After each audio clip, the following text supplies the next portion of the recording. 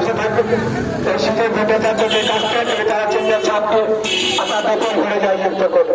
বন্ধুগণ, আপনার আসন্ন লোকসভা নির্বাচনে সিপিআইএম তাদের মান্যতা প্রার্থী কর্নেল সুজন ভট্টাচার্য আজকে ধোসা ভাজা পরিক্রমা করছে।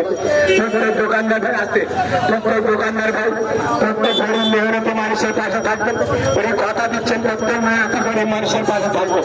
সিপিআইএম তাদের মান্যতা প্রার্থী কর্নেল সুজন ভট্টাচার্যকে কাজটা করে তারা চিহ্ন ছাপ দিয়ে বিপুল করে জয়যুক্ত করবে। দাঁড়া না, আরে ওরা দাঁড়াও, চলো।